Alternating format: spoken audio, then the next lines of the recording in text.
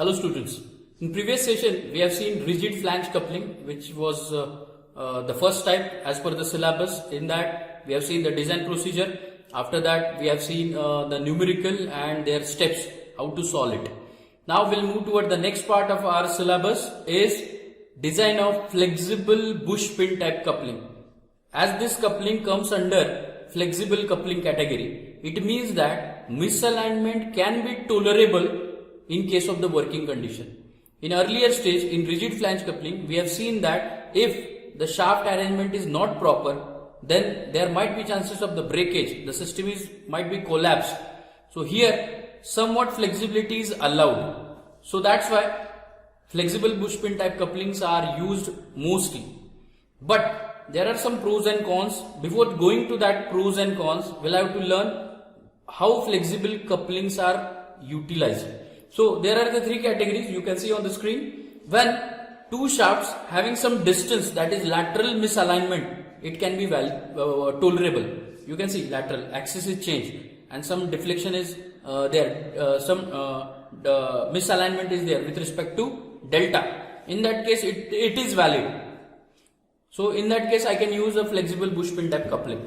Second, if there is axial misalignment, means the distance in between that is somewhat more, in that case it can be used where rigid flange coupling is not possible.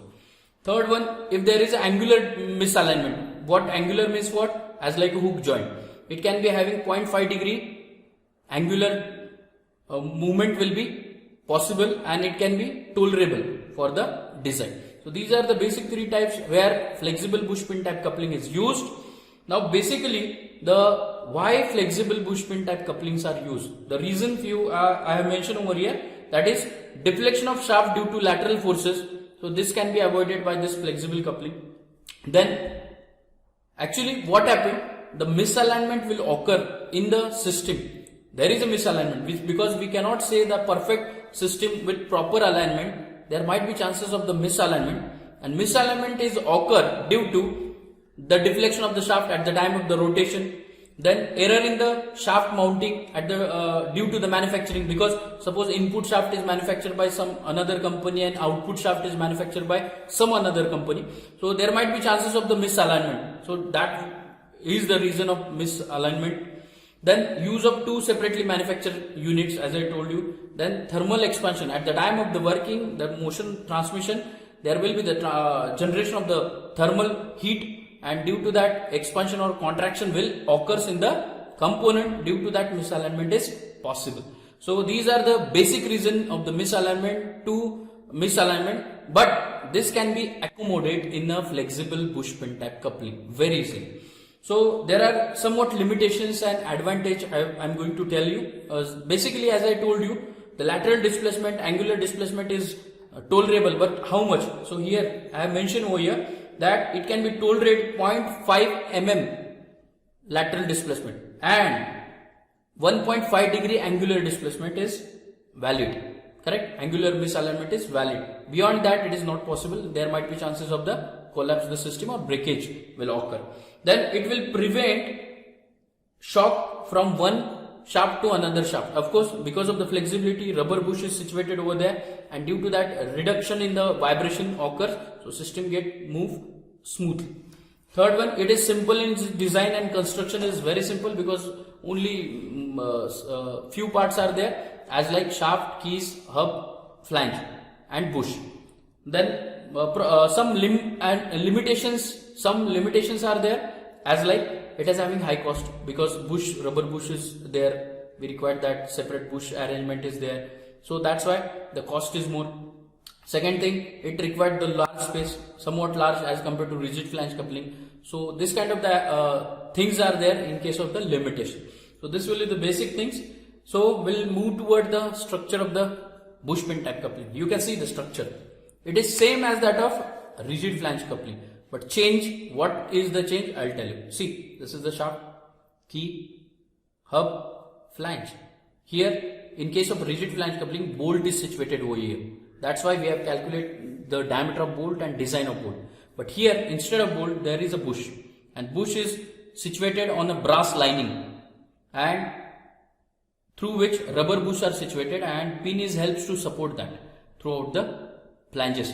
So this left flange supported by or connected through bush by right flange, and this will be the pin which will helps to bound these two flanges, and same motion will be transmitted from shaft to key to hub, flange, next flange, hub and output. Same. And the notations are also quite same. So see here, I have told you D is the diameter of the shaft, DH diameter of hub, D1 diameter of bolt in previous case, but right now D1 is nothing but diameter of bush, T1 same, protected rim thickness, T thickness of flange, LB length of bush. Here is the new term, LB length of bush. This portion is LB. Now LH length of hub, PCD of bush, capital D, total diameter DO I can say, and DB side view shows DB diameter of bush 1, 2, 3, 4, whatever be the number of bush are situated over here. So side view, the circle, key slot, then hub slot, then PCD of bush and outer diameter. So likewise structure is there. Only change is that instead of bolt we'll have to use a rubber bush. That is very important. Rubber bush we have to use. So this kind of the structure, and in exam you need to draw this structure and write the whichever be the calculation you have prepared, as like in previous session we have seen, specify the dimension. If in exam they will ask about the specify the dimension, it means we'll have to give the dimensions here, correct? Now some empirical relations are also here, same as that. DH diameter of hub, it is twice of D, same as previous one. LH length of hub 1.5 times, same. So that's why I told you empirical relation automatically you will get after practicing. So capital D, PCD 3 times D, earlier it was 3 times, so it is in between 3 to D, 3 to 4. Thickness 0.5, thickness of rim 0.25 times D. Now diameter of pin, here is a new term, because earlier we have calculated the diameter of bolt.